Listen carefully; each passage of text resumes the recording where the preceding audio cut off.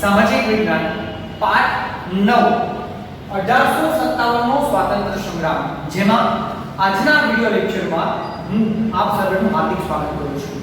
આપણે આગળ જે પાઠ જોઈ ગયા, પહેલો પાઠ આપણે જોઈ ગયા જેમાં બ્રિટિશ પ્રજાઓ એટલે કે યુરોપિયન પ્રજાઓનું જેમાં આગમન થયું, ધીમે ધીમે યુરોપિયન પ્રજા ભારતમાં આવી, જેમાં અંગ્રેજો ભારતમાં આવ્યા, 1764 1757 પ્લાસી યુદ્ધ, 64 બોક્સરનું યુદ્ધ આપણે વાત કરી।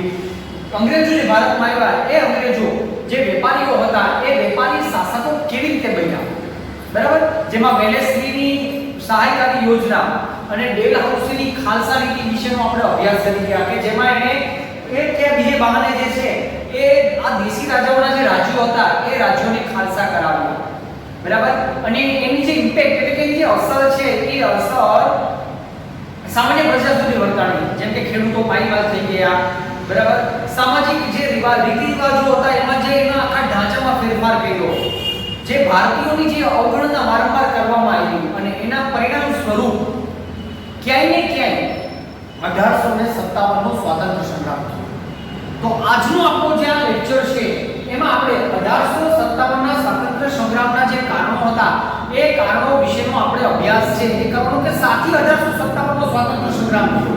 સ્વતંત્રતાની પ્રાપ્તિ માટેનો આ સૌપ્રથમ ભારતમાં સશસ્ત્ર સંગ્રામ, સશસ્ત્ર ક્રાંતિ હતી ભારતમાં અંગ્રેજોની વિરુદ્ધમાં, જે કંપની શાસનની વિરુદ્ધમાં, બરાબર। તો આપણે આ ચક્રમાં છે એ 1857 ના સ્વાતંત્ર્ય સંગ્રામની ઘટનાઓ, એનો અંત કેવી રીતે આવ્યો, પછી કેવી રીતે એના કારણો, એના પરિણામો, શા માટે સંગ્રામના પરિણામો શું આવ્યા, જે યુગ પરિવર્તક પરિણામો તરીકે ઓળખાય છે, તો એના વિશેની આખી ચર્ચા આપણે આ ચેપ્ટરમાં કરવાની છે। સૌથી પહેલા આપણે વાત કરીએ ઈસવીસન 1857 ના સ્વાતંત્ર્ય સંગ્રામના કારણ, બરાબર, મુખ્યત્વે કારણ બધા લખી નાખ્યા આપણે પહેલા। સૌથી પહેલું જે કારણ હતું એ હતું સામાજિક અને ધાર્મિક કારણ। શું હતું સામાજિક અને ધાર્મિક જે કારણ હતું એ સામાજિક અને ધાર્મિક કારણ અંતર્ગત જે એ લોકોએ જે સુધારણાની જે નીતિ અપનાવી હતી એનાથી એવું લાગતું હતું કે આ લોકો આપણો ઈરાદાપૂર્વક ધર્માંતરણ કરવા માંગે છે, ઈરાદાપૂર્વક ખ્રિસ્તી ધર્મનો અંગીકાર કરવા માટે આપણને મજબૂર કરે છે, બરાબર। જે રેલવેની શરૂઆત થઈ તો રેલવેમાં, જેલમાં, લશ્કરમાં, બરાબર, આ બધી જ જગ્યાએ ભારતીયોની અવગણના કરવામાં આવી, ભારતીયોમાં બધે અવગણના કરવામાં આવી, જે નીતિ અપનાવી હતી સુધારણાની, એનાથી એવું થતું હતું કે આપણી સંસ્કૃતિનો આ લોકો નાશ કરવા માંગે છે, અને આ જ કારણોસર થઈ અને આવા જે લોકો હતા, આ લોકો છે એ 1857 ના સ્વાતંત્ર્ય સંગ્રામમાં આ લોકો જોડાયા, તો એનું એક કારણ બની ગયું। તમે જુઓ, આપણે આગ્રામાં ફરમાન બહાર પાડવામાં આવ્યું હતું કે દરેક અંગ્રેજને, દરેક હિન્દીઓ જે છે એ સલામ ભરવાની આગ્રામાં, જો ન કરે તો દંડના ભાગીદાર બને, તો એક પ્રકારનું સામાજિક કારણ હતું। સામાજિક ઢાંચો આપણો આખો પરિવર્તન કરી નાખ્યો હતો। કેટલાક રૂઢિચુસ્તી જે હતા લોકો, આ રૂઢિચુસ્ત લોકો એવું માનતા હતા કે આપણો આખો જે સામાજિક ઢાંચો છે એ સામાજિક ઢાંચાને અસર પહોંચાડવા માંગે છે, એ લોકોને આમાં એવું લાગતું હતું, એટલે જ એ લોકો છે પછી છેલ્લે સંગ્રામમાં જોડાયા। એનું બીજું કારણ છે આર્થિક કારણ।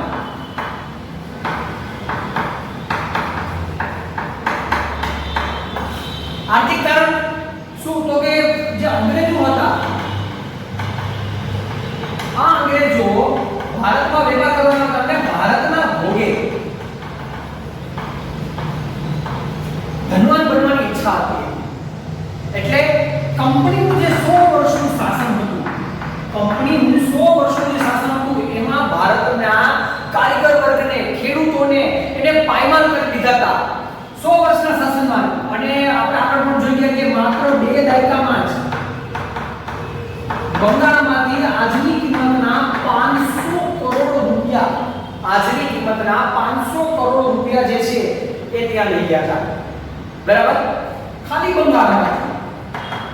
વિચાર કરો આખા ભારતમાંથી કેવા લઈ ગયા હશે। એટલે આ જે કારીગરો હતા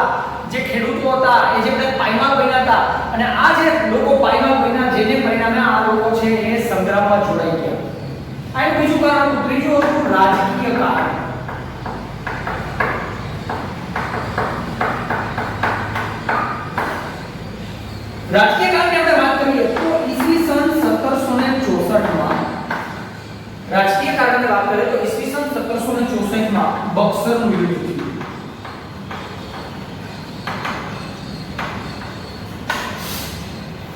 અને આ જે બક્સરનું યુદ્ધ થયું એમાં એ લોકોને દીવાની સત્તા મળી. દીવાની સત્તા એટલે શું? તો કે મહેસૂલ ઉઘરાવવાની સત્તા.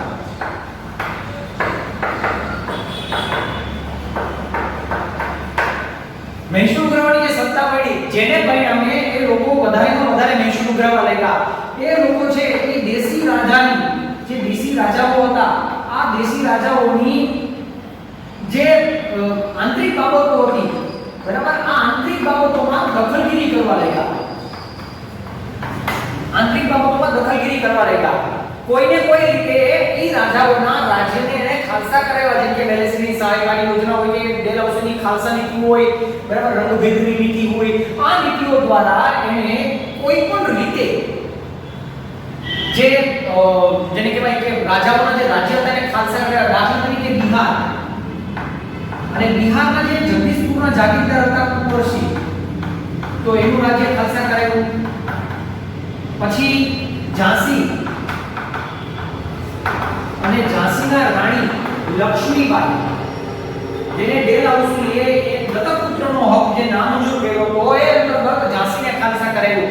તો આવા જે નેતાઓ હતા આવા જે રાજાઓ હતા બરાબર આ રાજનેતાઓ જે લોકો સંગ્રામમાં જોડાઈ ગયા.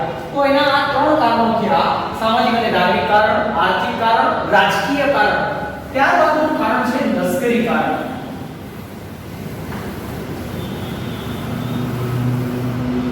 આપણું ચોથું કારણ છે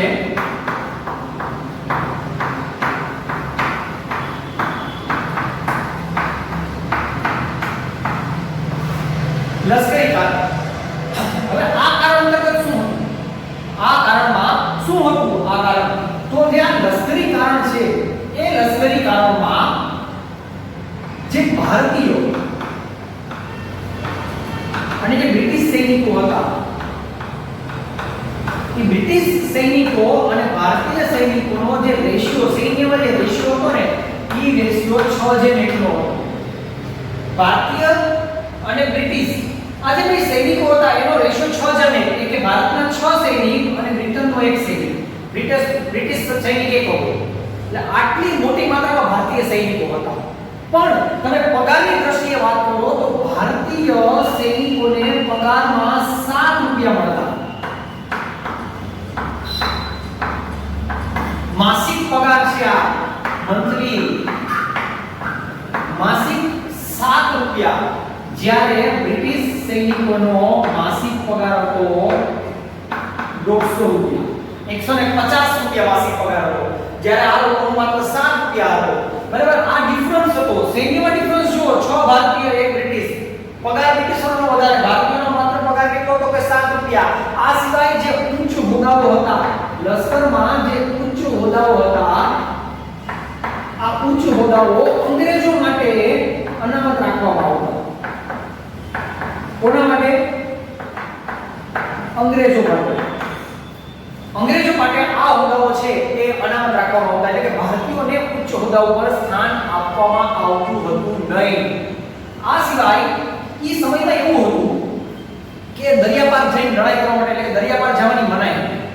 બરાબર એ સમયમાં કોઈ પણ વ્યક્તિ માનો કે ભારતીય વ્યક્તિ હોય ને એને દરિયાપાર જવાની મનાઈ. અને જો એ દરિયાપાર જાય એટલે કે દરિયાપાર જાય એટલે કે બીજા દેશમાં જાય તો એને ધર્મ ભ્રષ્ટ ગણવામાં આવતું અને એ વ્યક્તિને જે છે એ નાતીની બહાર મૂકી દેવામાં આવતું.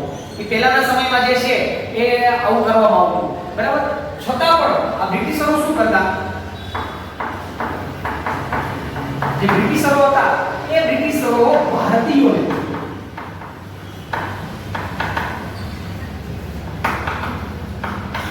દરિયાપાર મોકલતા. દરિયાપાર શું કરવા મોકલતા? યુદ્ધો લડવા માટે. બ્રિટિશરોના યુદ્ધો લડવા માટે આ લોકોને જે છે એ દરિયાપાર મોકલવામાં આવતા અને દરિયાપાર મોકલે એટલે એને નાકની બહાર મોકલવામાં આવતા. તો આ લોકોને એવું થતું કે અમારી ધર્મ અમારી સંસ્કૃતિને ભ્રષ્ટ કરવા માંગે છે. અમારી સંસ્કૃતિ અને અમને ધર્મમાંથી જ્ઞાતિમાંથી બહાર મૂકવા માંગે છે. આવો એ લોકોને થયું અને જે આવા સૈનિકો હતા અને લશ્કરી કારણ હતું આ અંતર્ગત જે છે એ આ સૈનિકો છે એ 1857 ના સ્વાતંત્ર્ય સંગ્રામમાં જોડાઈ ગયા. બરાબર. હવે મેઇન કારણ જેને આપણે તાત્કાલિક કારણ તરીકે ઓળખીએ છીએ. પાંચમું અને મેઇન કારણ છે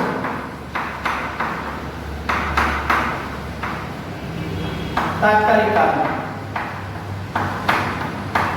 તમે આમ જુઓ ને તો એક આખો હોળીનો ઢગ ઊભો થઈ ગયો છે, છાણા ગોઠવાઈ ગયા, બધું થઈ ગયું. વાર શું હોય તો કે જેવું તમે આગ ચાંપો એટલે હોળી પ્રગટી જાય. એવી રીતે આખો ઢગલો તૈયાર હતો. વાર હતી માત્ર દિવાસળી મૂકવાની, અને એ દિવાસળી મૂકવાનું કામ કર્યું હોય તો આ કારણે. આ કારણ શું હતું? અને એ કારણનું નામ હતું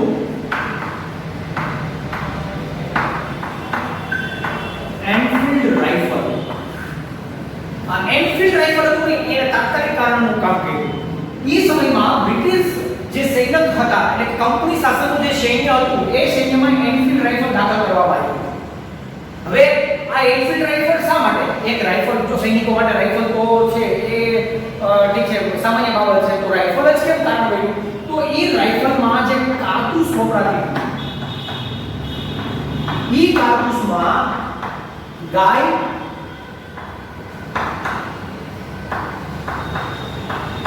અને ડુક્કર, આ કારતૂસ જે છે એમાં ગાય અને ડુક્કરના ચરબીનો, ગાય અને ડુક્કરની ચરબીનો જે છે એમાં શું થતું હતું? ઉપયોગ થતો હતો. હવે ગાય તો ગાય છે હિન્દુઓ માટે પવિત્ર,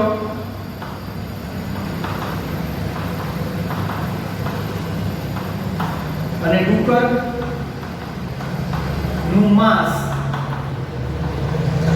ડુક્કરનું જે માંસ હોય એ માંસ મુસ્લિમો માટે પ્રતિબંધિત હતું.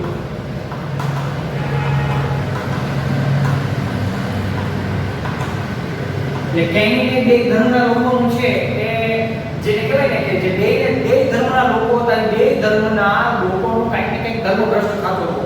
કારણ કે ગાય હવે શા માટે કારતૂસમાં ઉપયોગ થયો? શા માટે? કારણ કે જ્યારે તમારે એ રાઇફલમાં એ કારતૂસનો ઉપયોગ કરવો હોય ત્યારે તમારે એ કારતૂસને મોઢેથી તોડવી પડે. એના ઉપર પ્લાસ્ટિકનું કવર આવે, તમે તો એટલે એ કારતૂસ તમારા મોઢામાં જાય, એટલે ચરબી તમારે એક શોટ મોઢામાં આવે અને પછી એને કારતૂસમાં ભરવાની હોય અને પછી બંદૂક ફૂટે. બરાબર. પછી રાઇફલનો ઉપયોગ કરી શકો. તો મોઢેથી તોડવાની હોય. એટલે આ અંતર્ગત એ લોકોએ કીધું કે ભાઈ ગાય છે હિન્દુઓ માટે પવિત્ર છે, એટલે એની ચરબી તો હિન્દુઓ ખાય નહીં. જો માંસ તો ખાતા હોય તો ગાય પવિત્ર, અને ડુક્કરનું માંસ મુસ્લિમો માટે વર્જિત હતું, પ્રતિબંધિત હતું. એટલે એમાં એ લોકો એનો વિરોધ કર્યો. અને સૌથી પહેલો વિરોધ કોણે કર્યો? સૌથી પહેલો વિરોધ કર્યો બરાકપુર. અને બરાકપુરની 19મી પલટન હતી. બરાકપુરની જે 19મી પલટન હતી અને જેમાં એમાં એનો એક સૈનિક હતો મંગલ પાંડે. એમાં તો એક સૈનિક હતો જે મંગલ પાંડેની આખી એક બટાલિયન હતી જે બરાકપુરની પલટન હતી આખી, એણે આનો વિરોધ કર્યો. જે મંગલ પાંડેની જે આખી બટાલિયન હતી જે પલટન હતી એને આખો વિરોધ કર્યો. એમાં સૈન્ય તરીકે હતો. અને બરાકપુરની 19મી પલટને વિરોધ કરતા અંગ્રેજોએ જે શું કર્યું તો કે આ પલટનને આખી વિખેરી નાખી. બધા સૈનિકોને વિખેરી નાખ્યા. એટલે વિરોધને શાંત પાડવા માટે થઈ અને આને છે એ આખી પલટનને છે એ વિખેરી નાખવામાં આવ્યું. બરાબર. તો આ એક આખું તાત્કાલિક કારણ બની ગયું સંગ્રામનું. અને અહીંથી સંગ્રામની શરૂઆત જે છે એ શરૂઆત થઈ. તો હવે આગળ સંગ્રામ અને આયોજન કેવી રીતે થયું તો આપણો નેક્સ્ટ મુદ્દો છે સંગ્રામનું આયોજન આપ્યું. ત્યારબાદ આપણો જે મુદ્દો છે એ મુદ્દો છે સંગ્રામનું આયોજન.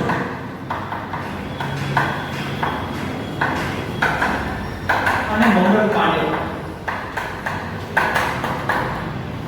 સંગ્રામનું આયોજન અને મંગલ પાંડે. બરાબર. સંગ્રામનું આયોજન જે સંગ્રામ હતો, હવે સંગ્રામ શરૂ કરવાનો હતો, વિરોધ થયો એટલે સર્વાનુમતે નક્કી કરવામાં આવ્યું કે 31મી મે સમગ્ર ભારતમાં એક સાથે સંગ્રામનું દિવસ નક્કી કરવામાં આવ્યો. આ દિવસે આખા ભારતમાં એક સાથે સંગ્રામ શરૂ કરવામાં આવશે. બરાબર. હવે આ સંગ્રામના આયોજનમાં કોણ કોણ હતું તો કે નાના સાહેબ પેશવા, નાના સાહેબ પેશવા,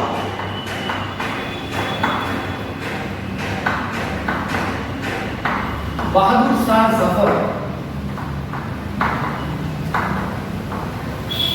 પછી કુંવરસિંહ, અવધના નવાબ,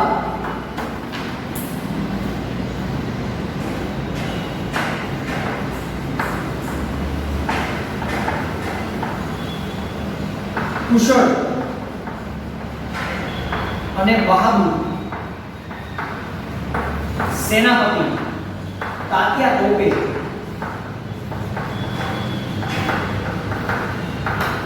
तीक्ष्ण बुद्धि की आयोजन करना है।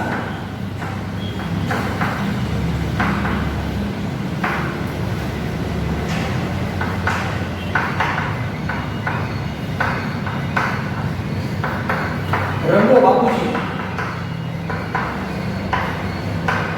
दाराशास्त्री के नाम वकील અને પત્રકાર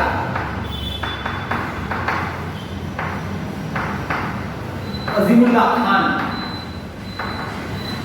જેમાં રોટલી પ્રતીક રાખવામાં આવ્યું, રોટલી સૈનિકો માટે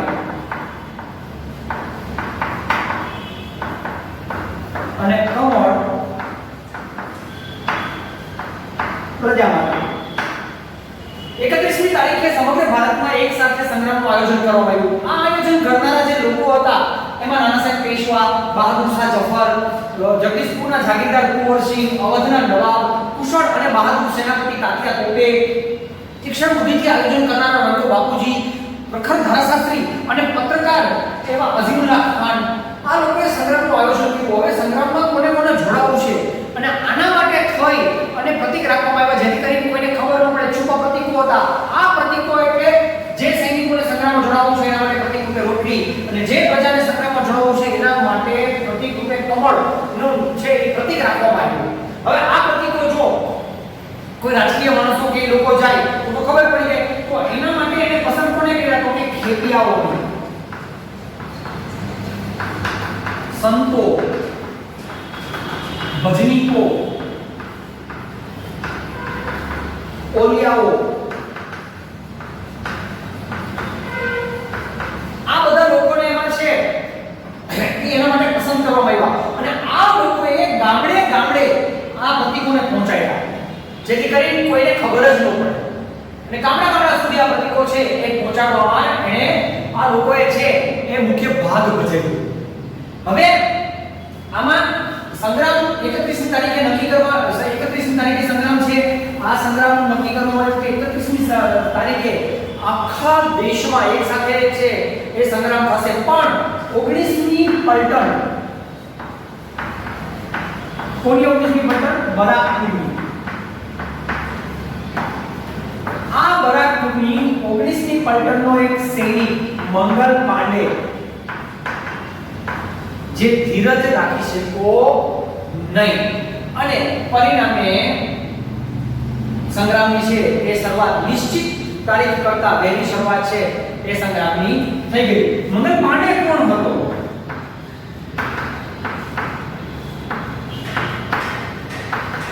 મંગલ પાંડે, હવે એનું આપણે થોડું જોઈ લઈએ, એનું જન્મ ક્યાં થયો તો કે ઉત્તર પ્રદેશમાં, ઉત્તર પ્રદેશના ભીલિયા વિસ્તારના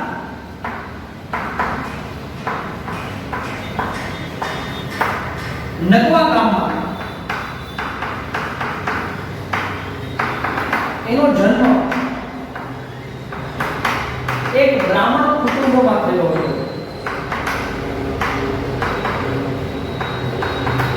એનો જન્મ જે છે ઉત્તર પ્રદેશના ભીલિયા વિસ્તારના નગવા ગામમાં એનો જન્મ એક બ્રાહ્મણ કુટુંબમાં થયો હતો। 7 રૂપિયાના માસિક વેતને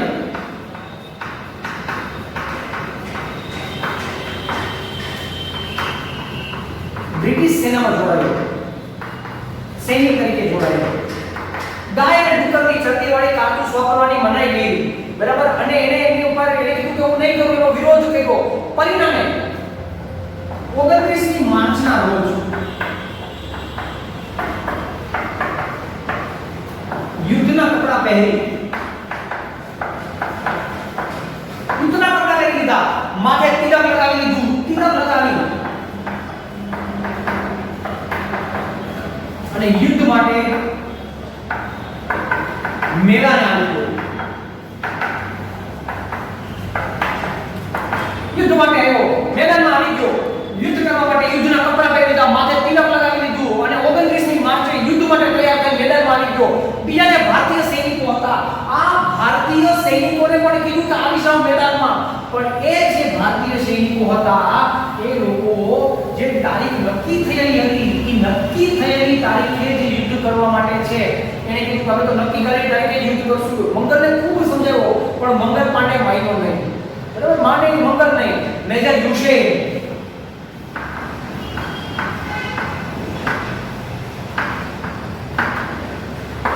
મેજર યુશેન, આ મેજર યુશેને મંગલને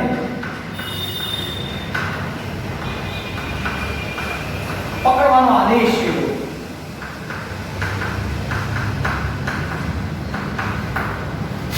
મંગલ પાંડેને પકડી લેવાનો આદેશ કર્યો મેજર યુશેને, તો એને ઠાર માર્યો. ઠાર મારી દીધો, બોડીથી વીંધી નાખ્યો. જેવો આદેશ કર્યો ઠાર કરતો મારી નાખ્યો. બીજા બે સૈનિકોને પણ, એટલે કે બીજા બે અંગ્રેજોને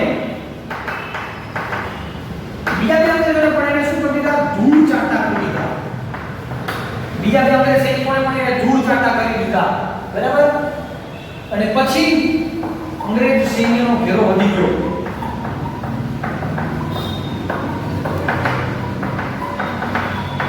ભારતીય સૈનિકોને પણ કીધું કે પકડો મંગલ પાંડે, પણ ભારતીય સૈનિકોએ મંગલને પકડવાનો ઇનકાર કરી દીધો. અંગ્રેજ સૈનિકોએ ચારે બાજુથી ઘેરો નાખી દીધો. મંગલને લાગ્યું કે હવે હું બચીશ નહીં, એટલે એને શું કર્યું? પોતાની રિવોલ્વર, જે પોતાની પાસે જે કારતૂસ હતી, એની જે પોતાની પાસે રાઇફલ હતી, એની સોરી, ઈ રાઇફલને પગ વડે રાખી અને ગોળી મારવા ગયો, પણ ગોળી છટકી અને ખંભામાંથી નીકળી ગઈ. મંગલ પાંડેને ઘાયલ થયો, લોહી લુહાણ થયો.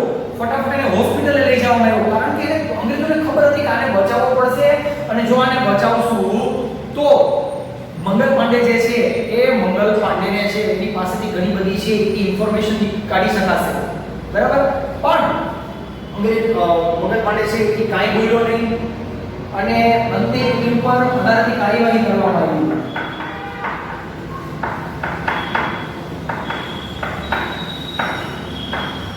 અદાલતી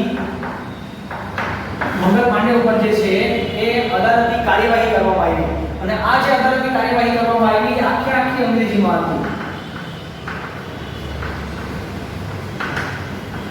ને મંગલને